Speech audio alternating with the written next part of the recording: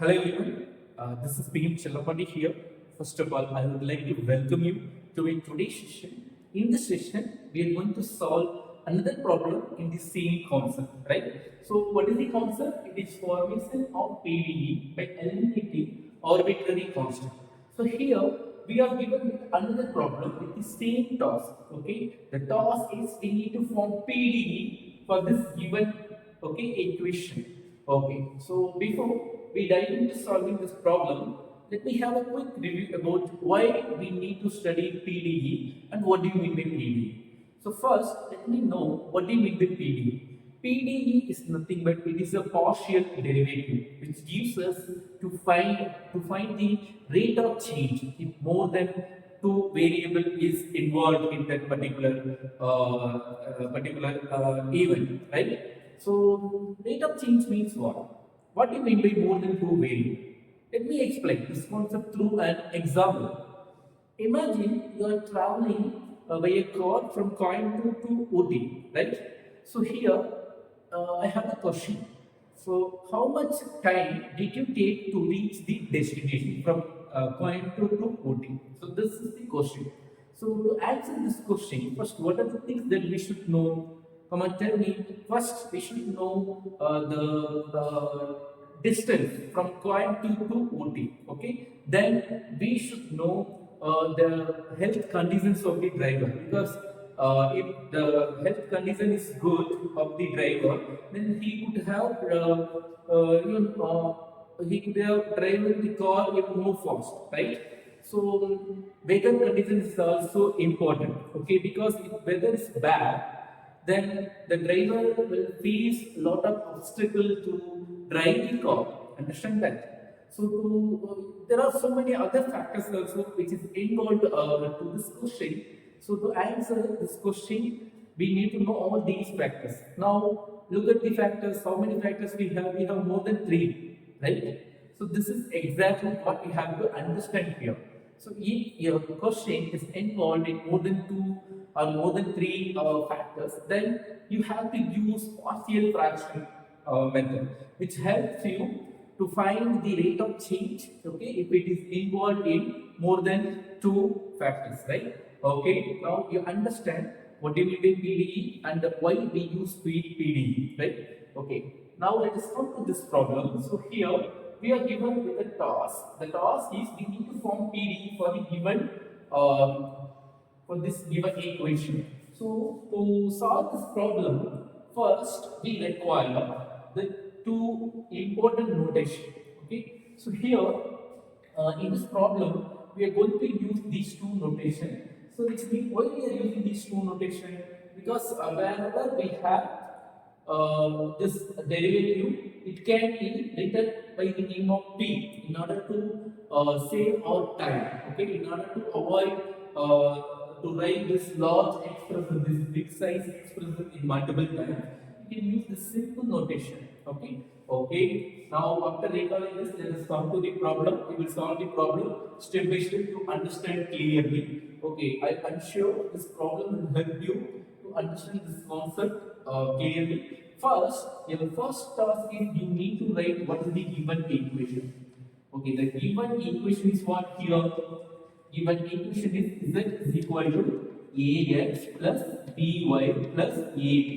After writing the given equation, we just mark the given equation as equation number 1. Now, in the next step, you need to differentiate this equation with respect to x and y, right? So, to start differentiate equation 1 with respect to x partial, with respect to x partial, which means we have to differentiate only with respect to x. The word partially means when you are differentiating the given equation with respect to x, you have to treat other variable y as constant. Okay, this is the meaning of partially. Understood? Now let's start differentiating this equation. So when you differentiate z, okay, z is what? Which means z is equal to f of x comma y. Z as both x and y. So when we differentiate z with respect to x, it becomes dou z is divided by dou x. Understand? Now it is equal to, let us check wherever you have x in your function. So I am having x only here. In the rest of the terms, I do not have x, which means I have to treat all other terms as constant. Understand? Now the answer, the differentiation of x is what? It is 1. Okay? 1 times a is what? It is a. Therefore, it is a. Now let us come to another part, the rest of the part, right? So here, do we have x? No. So if do not, if we don't have x means it is constant, because here we have to treat y as constant. So constant in constant, it is again constant. So when you differentiate a constant, what is your answer? It is 0. So here a is constant, b is constant. So that also 0. So therefore the answer is only A. So already we have a notation. Wherever we have dou z is divided by dou x, that can be renamed by P. Therefore P is equal to what? It is A. We just mark it. This is equation number 2. Let's move to differentiate equation 1 with respect to y. So this time we are going to differentiate equation 1 with respect to y partial. So which means we have to differentiate partially. So let's come to the equation. Okay, so here this time when you differentiate your z with respect to y, the answer will be dou z is divided by dou y, because z has both x and y. Okay, now let's come to right answer.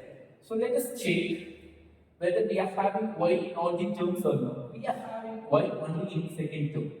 All other rest of the terms are not having y, so it is constant. Also, the another variable y, when you differentiate with respect to y, you have to treat other variable as constant. Okay, so this is also constant.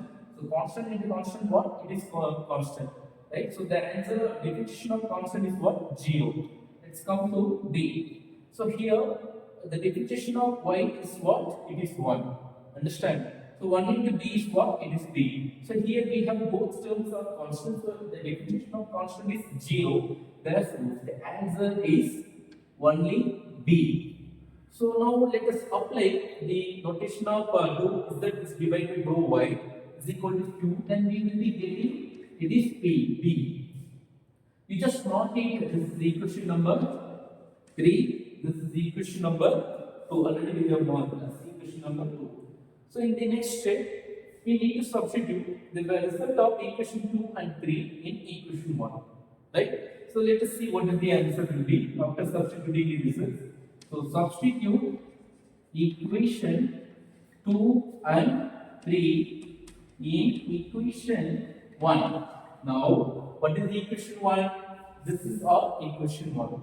In this equation, we need to substitute A is equal to what? It is P. Also B is equal to what? It is Q.